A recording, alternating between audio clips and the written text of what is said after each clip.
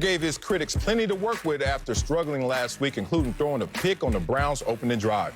Browns legend Joe Thomas, Beast, says Baker, quote, understands that this is his year to prove it, or they might have to find somebody else. So, let's go a step further. Is Baker Mayfield already playing for his job tonight? I think he absolutely is, man. I think he is. Baker Mayfield came into the NFL with major expectations. Heisman Trophy winner at the University of Oklahoma. Remember, I was a college football analyst, studied Baker thoroughly. He was a beast. Yeah. Confidence, accurate, poised, team leader.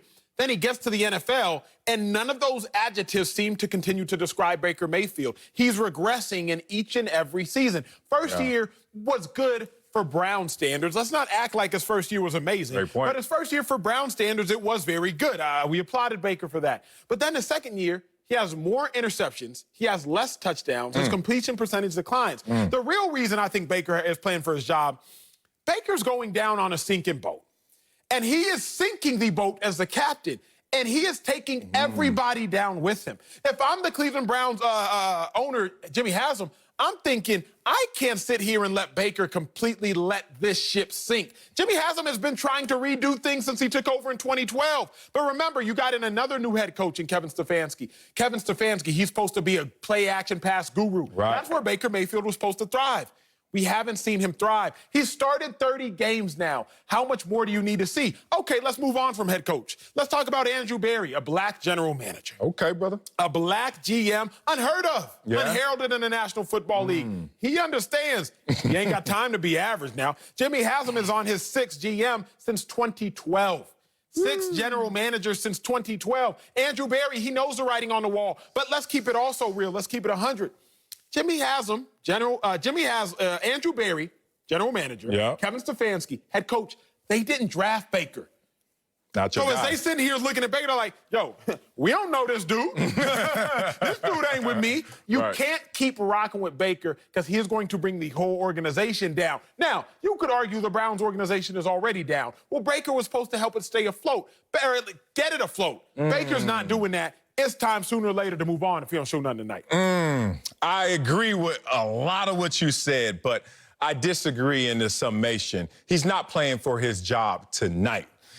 He's playing for the perception of who Baker Mayfield is in the NFL, his brand tonight. And I'm not talking marketing and all them damn commercials he keep popping up in when you can't ball. I'm tired of it. I ain't even jealous. I'm just like, that's kind of confusing. But I digress. He's playing for that perception, and you talked about this maybe a week ago when they want to put you in that box. Remember when we were climbing up in the ranks trying to become who we are right now? They try to put you in that box. Oh, I tell you, you could talk college football only. Oh, Marcellus, you can only talk NFL football or even small school football. And you're like, nah, I can talk all sports. I can talk all things. But they will try to put you in that box, your words. They're going to put Baker Mayfield in a box really fast if he doesn't play himself out of that perception. And what is that perception right now? If you go by the comps, like you said, Baker Mayfield has played in 30 games right now. He's 12-18 with an 85 passer rating.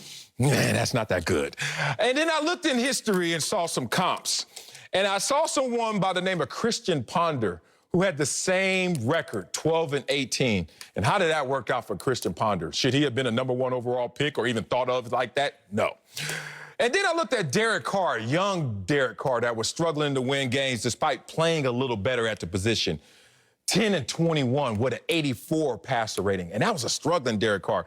So you can't have the same amount of wins as Christian Ponder and playing like a young Derek Carr who still has to compete for his job today if you're going to be Baker Mayfield. You also can't be the same Baker Mayfield that's only 3 games ahead of the all-time, and I hate this word, bust in Tim Couch. You can't be that guy if they're going to continue to invest in you, especially when you're not their guy. When you watch this show, you're going to get some laughs, but you're also going to get some education. Marcellus, you know what sunk cost? Yeah. A sunk cost in business, in that economy. It's defined as money that has already been spent and cannot be recovered. Yeah. The Browns, if Baker loses this game, are going to have to look at Baker Mayfield as a sunk cost. Like, quit trying to recoup it. Quit trying to recoup the value. The money's gone.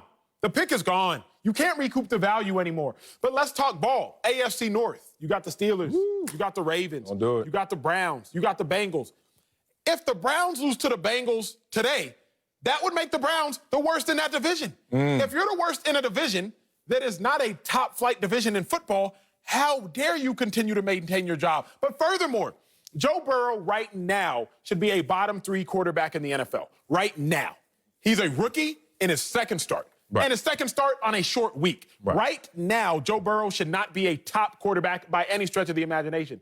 If Baker Mayfield goes out and loses to what should be a bottom 5 quarterback right now that is in your division, then Baker Mayfield is now the 3rd, 4th best quarterback in his division. You got to pull the plug. You can't keep riding this ship. You can't keep riding this horse. You got to pull the plug sooner than later. Yeah, well, maybe we're out of our league because neither one of us was a number 1 overall pick, but we got a number 2 overall pick for you. Let's get LeVar Arrington in on this conversation. LeVar, is Baker Mayfield already playing for his job tonight?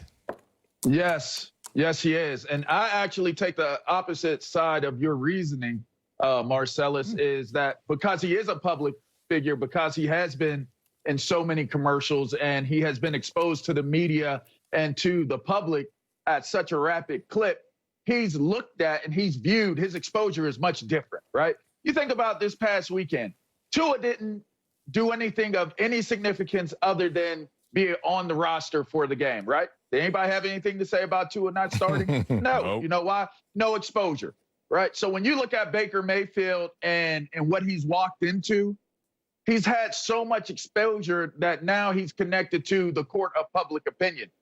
Public opinion has brought down government. It's caused wars. So what's Baker Mayfield's career in the comparison of what public opinion can do? I mean, we're looking at Black Lives Matter and Colin Kaepernick and all these different things. When you get that exposure, you are in a different level of judgment. So he's not going to get the benefit of being a young player. He's not going to get the benefit of trying to build up from having some failures in his career. He's got to play now. And you look at Joe Burrow, he takes a loss last week, but you're right. These are 2 of the cellar dwellers of the NFC or AFC North.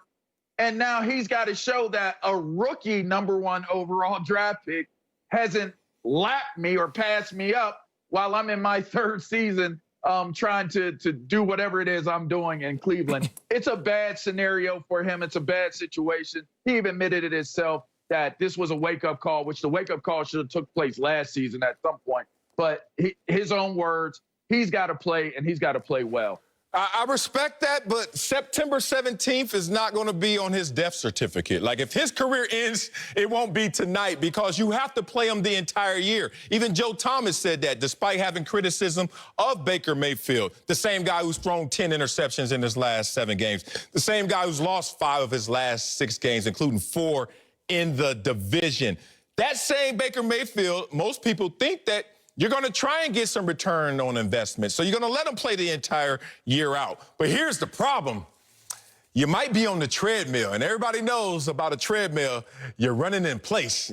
You're running, but you ain't going nowhere. And imagine if this slaps you in the face tonight, that you are at home playing another number 1 overall pick on a 2-win team from last year, and you are still on the treadmill if you get beat by that team. All that said, that will be a hard pill to swallow, but they will continue to take these hits up or down until this season is over.